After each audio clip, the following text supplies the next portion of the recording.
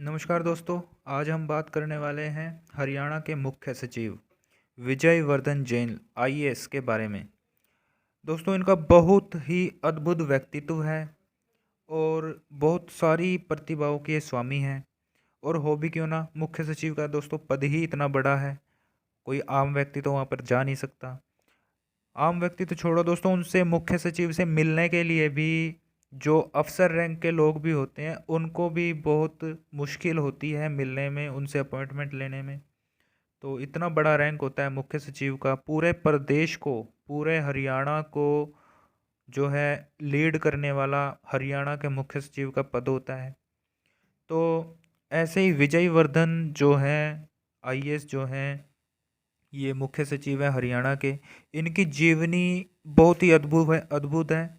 और इस इनको जानने की ज़रूरत सिर्फ़ और सिर्फ कम्पिटिटिव एग्ज़ाम की तैयारी करने वाले स्टूडेंट्स को नहीं, बल्कि हरियाणा के सभी नागरिक को भी है। तो हमें सबको ये जानना ज़रूरी है कि हमारे जो ब्यूरोक्रेट्स हैं, मुख्य सचिव हैं, उनके सेक्रेटरी अलग अलग बहुत से होते हैं जो पूरी सरकार को चलाते हैं दोस्तों। तो उनके बारे में भी हमें जानना बहुत ज़रूरी होता है। हालांकि हम यहाँ पर कुछ विशेष बातें जो हैं डिस्कस करेंगे जो विजय वर्धन आईएएस की हैं, और बहुत ही अद्भुत बातें हैं। आप देखते रहिए इस वीडियो को, बहुत ही अद्भुत, आपको बहुत मज़ा आएगा। अ, चलिए आगे बढ़ते हैं।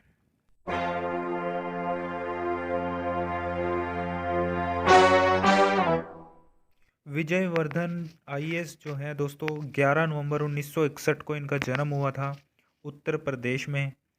लखनऊ के आसपास इनका गांव है दोस्तों। और इन्होंने इसके बाद जो है ग्रेजुएशन के बाद पोस्ट ग्रेजुएशन की हिस्ट्री से। और इनका कॉलेज था सेंट स्टीफंस कॉलेज था, दिल्ली यूनिवर्सिटी के अंडर आता है दोस्तों। और दोस्तों इनमें ख़ास बात ये थी कि ये जो है cricket, badminton, squash, boxing, athletics, हर कई तरह के जो खेल हैं, स्पोर्ट्स हैं, उनमें बहुत रुचि लेते थे स्टार्टिंग से ही। तो जो इनका कॉलेज था दोस्तों, अपने कॉलेज का भी इन्होंने रिप्रेजेंटेशन दिया, काफ़ी जगह नाम कमाया दोस्तों। और सबसे पहले आईएएस बनने से पहले दोस्तों, ये जो थे आईपीएस बने थे। आईपीएस बोले तो इंडियन पुलिस सर्विसेज। तो 1985 में दोस्तों इनका आईएएस में जो है चयन हुआ था। हालांकि 1984 में 1984 में ये आईपीएस बने थे, और एक साल में ही यानी कि 1985 में इनका आईएएस जो है आईएएस ये बन गए थे। तो इसके बाद दोस्तों ये तो इनका एक प्रोफेशनल क्राइटेरिया हो गया। इसके साथ साथ इनको जो है डॉक्यूमेंट्री फिल्म्स में, थिएटर में, सोशल काजेज़ में, पोइट्री का दोस्तों बहुत ही इनको इंटरेस्ट है पोइट्री में।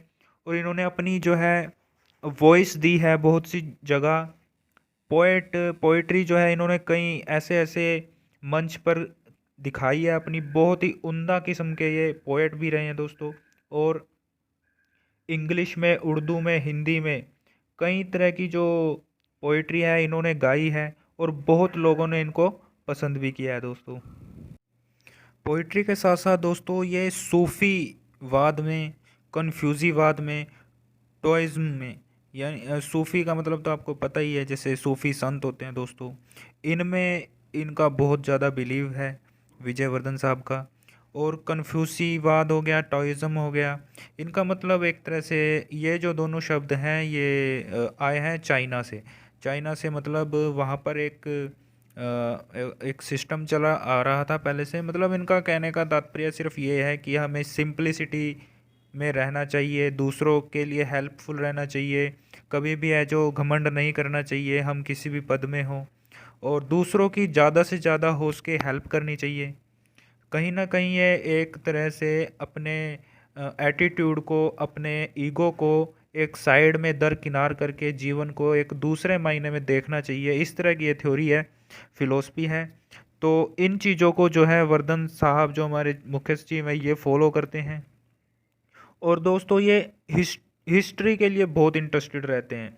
एक पोएट्री, दूसरा, हिस्ट्री के लिए बहुत ज़्यादा इन्होंने बुक्स भी लिखी हैं दोस्तों। हालांकि इन्होंने 8 बुक्स लिखी हैं, लेकिन 2 बुक्स बहुत ज़्यादा फेमस हैं। पहली जो है Kurukshetra timeless sanctity, Kurukshetra timeless sanctity, sanctity मतलब पवित्रता।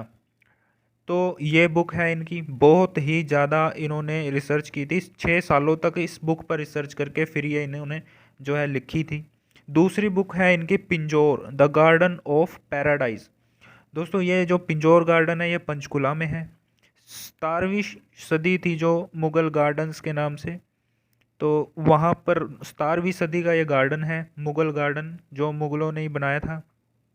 उसके ऊपर पहली बुक जो लिखी गई वो यही है, Pinjore the garden of paradise, और ये विजयवर्धन साहब के खाते में आती है। तो ये 2 बुक जो हैं बहुत ज़्यादा फेमस हैं इनकी। इसके अलावा भी कई बुक्स हैं, कई पोइट्रीज़ इन्होंने लिखी हैं, कई इन्होंने क्वेट्स लिखे हैं दोस्तों। बहुत ही उम्दा किस्म की इनकी जो राइटिंग है, बहुत ही उम्दा। और इसके साथ साथ इनका जो इंटरेस्ट है सूफ़ी हैकू पोएम्स लिखने में, इंग्लिश में। इनकी इंग्लिश में एक पोएम है सूफ़ी जो है बियॉन्ड द ग्रेट बियॉन्ड, और इबादत the breath of my soul. इस तरह की जो सूफ़ी पोएम्स हैं ये लिखते हैं दोस्तों, highly praised by many critics. बहुत ही पसंद की जाने वाली, बहुत ही अच्छे अच्छे जो लोग हैं, बड़े बड़े जो विद्वान हैं, वो इनकी पोएम्स को बहुत लाइक करते हैं। तो दोस्तों अब देख लेते हैं इनकी आईएएस जर्नी कैसे रही। इन्होंने सबसे पहले, जैसे मैंने आपको बताया, 1984 में 1984 में इन्होंने आईपीएस का पद संभाला था। 1985 में इन्होंने आईएएस ज्वाइन कर ली थी दोस्तों, 1985 में आईएएस बन गए थे और इनको हरियाणा कैडर मिला। दोस्तों इन्होंने जो है administrator of Haryana urban development authority Gurgaon में काम किया, और पंचकुला में।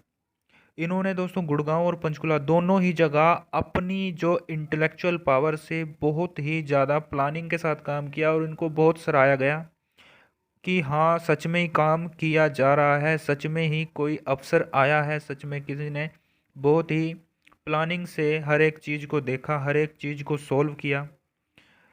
और वो instrumental in catalysing the industrial development and commercial residential of town of Haryana बने। तो इसके साथ ही दोस्तों अभी ये जैसे चीफ सेक्रेटरी हैं, इनके इसके साथ ही इनके पास बहुत से और भी चार्ज हैं। जर्नल एडमिनिस्ट्रेटर, जो चीफ सेक्रेटरी ऑफिस में जर्नल एडमिनिस्ट्रेशन डिपार्टमेंट है इन्हीं के। पर्सनल डिपार्टमेंट दोस्तों, ट्रेनिंग डिपार्टमेंट, पार्लियामेंट्री अफेयर्स का department, vigilance and administrative reforms department, काफ़ी डिपार्टमेंट्स जो हैं इनके अंडर में काम करते हैं। और ये सेक्रेटरी भी हैं इंचार्ज ऑफ प्लान कोऑर्डिनेशन के। काफ़ी जिम्मेदाराना पद इनके पास अभी भी हैं, चीफ सेक्रेटरी से अलग भी दोस्तों। तो बहुत ही उम्दा किस्म के ये इंसान। तो दोस्तों कंक्लूजन क्या है इनकी जीवनी का। विजयवर्धन साहब जो है एक स्टोरी ऑफ हार्ड वर्क हैं, कड़ी मेहनत की जो स्टोरी है, डेडिकेशन और पेशेंस के साथ इन्होंने इतना काम किया। और चीफ सेक्रेटरी बनना कोई इतनी बच्चों का खेल नहीं होता, कई साल इन्होंने लगाए हैं चीफ सेक्रेटरी बनने में दोस्तों। पहले यह आईपीएस ऑफिसर बने 1984 में, जैसे कि मैंने आपको पहले बताया, उस समय इनकी एज सिर्फ 22 थी। उसके बाद 1 साल में ही ये आईएएस बन गए, और तब से लेके आज तक दोस्तों अब ये चीफ सेक्रेटरी के पद पर हैं। और ये सिर्फ यूपीएससी के जो एस्पायरेंट्स हैं उनके लिए ही इंस्पिरेशन नहीं है, बल्कि इनकी पर्सनल लाइफ के लिए भी ये मील का पत्थर है दोस्तों। और ये सिर्फ अवेयरनेस ही स्प्रेड नहीं कर रहे, बल्कि नेशंस के लिए, अपने पूरे राष्ट्र के लिए इन्होंने अपनी सर्विस तो की है। अपनी जो प्रोफेशनल सर्विस है आईएएस की, उसमें तो ये एक उम्दा प्रदर्शन इन्होंने किया ही है। पूरी प्लानिंग के साथ काम किया, पूरी डेडिकेशन के साथ काम किया। इसके साथ साथ दोस्तों इन्होंने अपनी जो पर्सनल इंटरेस्ट है इनका पोएम्स का, बुक्स का, हैकूज़ का, दोस्तों उनको बनाने में, उनको करने में भी इन्होंने जो अपना कॉन्फिडेंस, अपना जो हार्ड वर्क, अपनी जो डिग्निटी और वैल्यूज़ दिखाई हैं दोस्तों, वो भी जो है काबिल तारीफ़ हैं। तो ऐसे लोगों के साथ अगर हम इनकी जीवनी का भी अनुसरण अगर हम करते रहें दोस्तों, हमारे अंदर भी वो जो गुण है कहीं ना कहीं कुछ ना कुछ परसेंटेज तो ज़रूर आएगी आएगी। तो हमें ऐसे महापुरुषों के साथ जो है वक्त गुजारना चाहिए, इनकी बातें सुननी चाहिए, चाहे वो हम यूट्यूब से सुने, चाहे हम पर्सनली किसी न्यूज़ चैनल से सुने। तो इनके बारे में जानना, सीखना, इनसे कहीं ना कहीं बहुत सी चीज़ें जो है निकल के हमारे अंदर प्रवेश करती हैं। तो ये थी इनकी जीवनी दोस्तों, बहुत ही उम्दा किस्म के इंसान हैं। मैंने कुछ थोड़ा सा जो है इनकी पोएम्स की, पोइट्री की एक थोड़ी सी वीडियो जो है मैंने साथ में इसमें अटैच की है, वो भी आप अब देख लीजिए। कागज पे उतार कर चीख भी लेता हूँ और आवाज भी नहीं।